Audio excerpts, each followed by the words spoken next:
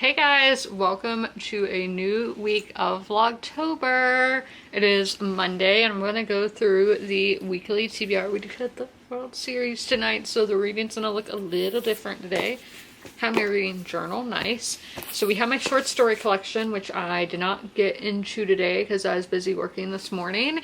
But this is Nobody Gets Out Alive by Lee Newman. This is an interconnected short story collection about people living in Anchorage. It says Alaska, but they're mainly in Anchorage. Then we have my TBR pick that I will be picking up today. I have to finish this by the 30th because I only have the audiobook till the 30th, and that's the way I'm reading it. But this book, it really isn't as long as it looks because there's the notes and the bibliography, index, all of that kind of thing in the back. It's only like 300 and something pages. It's less than 400, I know that. So this is Tip and Run by Edward Pace. This is about the impact that World War I had in Africa, and that's what I'm about to go outside and read. Then my mood read that I'm really enjoying is They Drown Our Daughters by Katrina Monroe. This family, the women in the family are cursed. They're all drawn to the ocean to be drowned, and it's like mermaid horror to my understanding. I'm only 25% into it. Okay, put that right there. And then my ebook pick is the 8th book in the Outlander series, and that is Written in My Own Heart's Blood by Diana Gabaldon.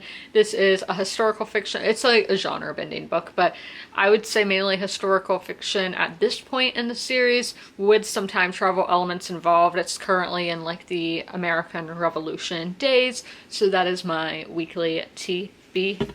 I should be like Chapel Rowan and have like, I can't stretch my arms out all the way here because the bookshelf, but TBR.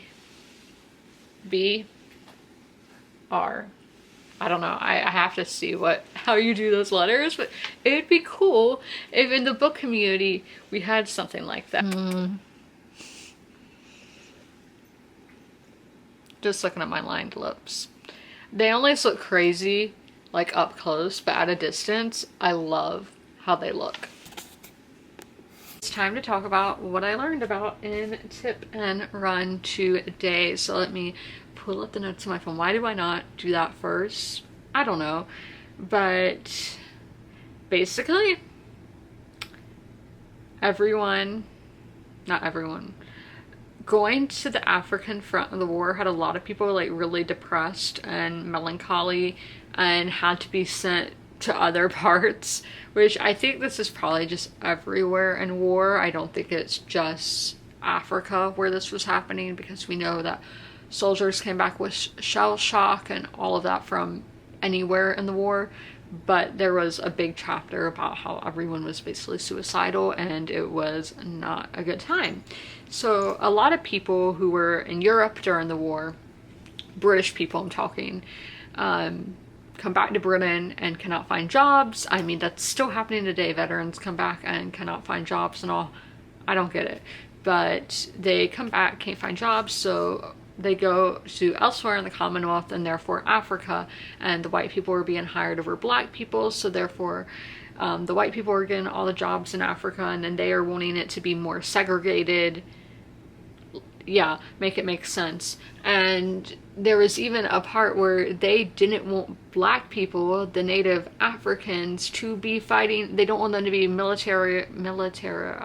I don't know how to say that, but they didn't want them in the military. So they were the African natives who were like, they must really, like, sarcastically, they must really like us because they don't want us to be getting killed in war.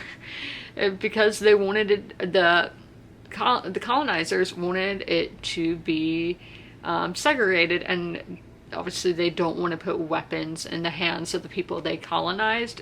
It's just so interesting to think about the mental gymnastics of it all. And another thing, completely switching gears here, that this was like some of the deadliest warfare for animals.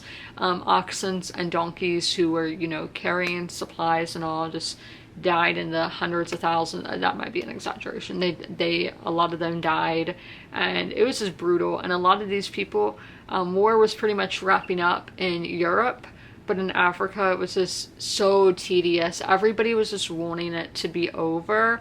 Also, nobody liked the South Africans, nobody liked the Belgians, and nobody liked the Portuguese. Shivers, sorry. yeah, those groups weren't well liked apparently, from what is in Tip and Run. So I got to 83%, so I do think I will be able to finish it tomorrow.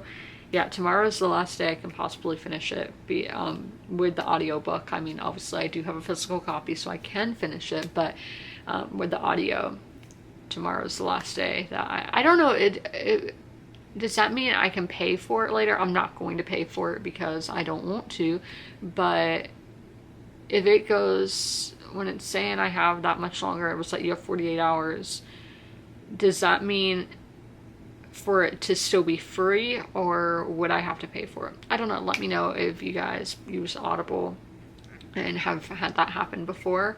But I hope you guys enjoyed this video. That's all for this video, because I do have the World Series tonight, so I'm not going to get into They Drowned Our Daughters. I will read Outlander later, since it's an ebook and that's just easier accessible to read.